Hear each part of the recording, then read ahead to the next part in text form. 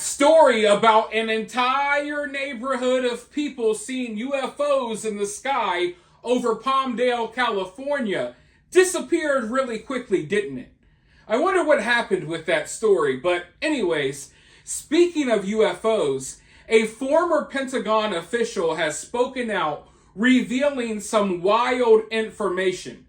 And this goes beyond, your everyday average UFO claims. I know it seems like every other day now, we got these officials, we got these whistleblowers coming out saying UFOs exist. I know of secret, government agencies and UAP operations. Well, this guy, his claims are even crazier than that. He's claiming that he knows of someone in the military that had an encounter with a UFO or with an alien. Now, what type of encounter this was, I don't know. Was the person abducted? Was this a violent encounter? I don't know what the encounter was or where the encounter took place, but in the process of this encounter, the person in the military, the serviceman, he was injected with some type of alien implant. Now, this former Pentagon official is claiming that they had to find a special surgeon to try to get this alien implant out of this dude. And he's claiming that when they went into surgery to remove the implant started trying to escape the surgeon. Within the guy's body, the implant was moving around, and they were trying to get the implants out, and I guess eventually they were successful, but I mean, this is some pretty freaky, wild stuff. Like straight out of the movie Aliens. I mean, think of it. An implant in your body that is evading a surgeon as they try to get it out of you, and it's crawling around in you. That is literally making my skin crawl talking about it. But before I talk about it anymore, let's go ahead and watch this news clip, and then I'll be right back with more thoughts. Nation exclusive. Former Pentagon official Lou Elizondo sitting down one-on-one with News Nation special correspondent Ross Coulthart in a primetime exclusive interview. As part of Friday night's bombshell special report, Elizondo, who says he ran a secretive Pentagon program, shares what he claims the government really knows about UFOs. What did you see? I saw a technical device that had been removed, excised by the Department of Veterans Affairs by a surgeon, a trained physician from a U.S. military service member who claimed to have a UAP encounter. The physician claimed that the object tried to run on him or evade being excised. So let me get this right. This object, whatever it is, it's a constructed object. It's a technological object. It's a technological object enveloped in some sort of biological capsule. The current theory is that that capsule is there to fool the body. And joining me this morning is News Nation special correspondent Ross Coulthart. Ross, great to see you again. I've been excited about this interview because it's a question the human race has pondered since the dawn of time. Are we alone? What did Lou tell you? And if we are not alone, according to him, why isn't the American government sharing that with us? Well, firstly, good morning. And can I say, Lou says definitively we are not alone. In quite an extraordinary interview, the former head of the Pentagon's UFO investigation program, he goes out the gate and charges, and he's basically saying Roswell was real.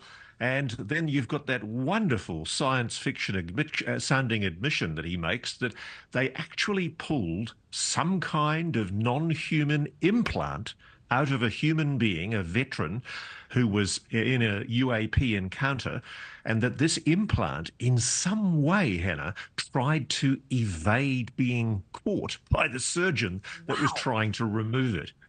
So is there a bigger question now about finding out how these aliens feel about us on our planet and the human race?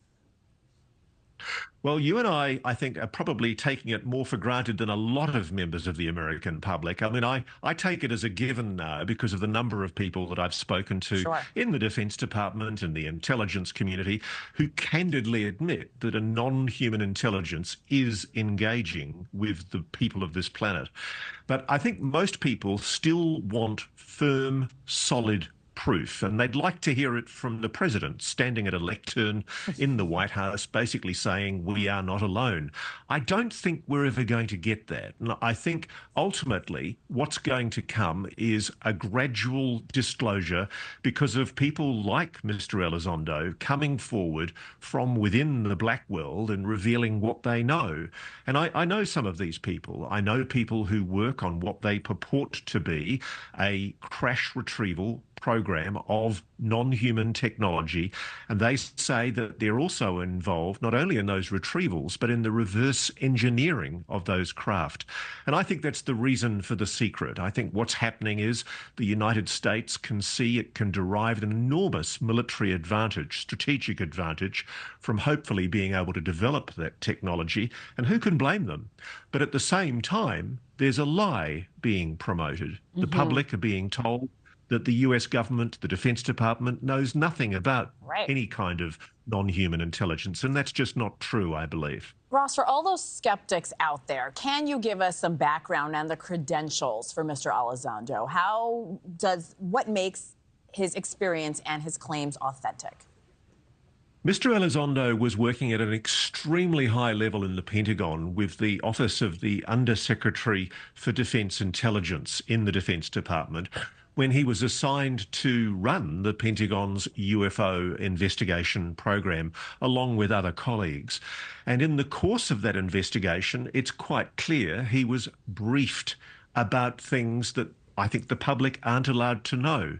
He's only been allowed to speak to us within a very narrowly confined publication security review that's been approved by the Defense Department, and he's been stopped from revealing quite a number of things. His new book, Imminent, actually has redactions in it, Hannah, where it's basically not allowed to disclose things that he wanted to tell the public.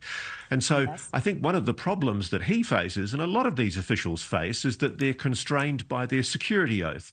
They're patriots. They're not going to do anything to block the protection of US national security. You know, when you hear these stories about UFOs and UAPs humming, buzzing, flying peacefully in the sky, not bothering anyone, you know, it still can be kind of freaky when you think about it. But for the most part, you know, we've kind of grown, we've grown accustomed to things like that, thinking about the possibility of UFOs observing us. And I don't think most people are really scared of stuff like that anymore in the ways that they used to be. Now, in my opinion, it's still kind of scary stuff, but whatever. But when you think about this, if this is true, if you think about the fact that, okay, there's a possibility that who knows how many people out here in our society are walking around with alien implants in them. I mean, really think about it, folks. If this is true, I'm not saying it is, I don't know. But this is what the, you know, the dude who used to work at the Pentagon, this is what he's claiming. This isn't me telling you this information. It's him providing us with this information. And from what he says, you know, there's these alien implants that are in people's bodies. So my question is, how many people are affected by this? Do I have an implant in me right now and I don't even know about it? You know, are you really watching Cinema Shogun on YouTube, or are you watching this Cinema Shogun implant that is within my soul? Maybe I'm a totally different person that is being controlled by Glimglorp from planet Neptune.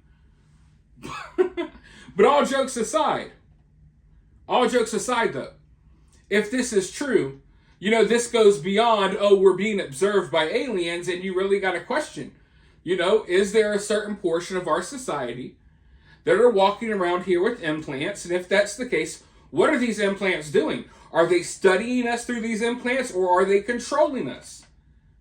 It's just, it's wild stuff.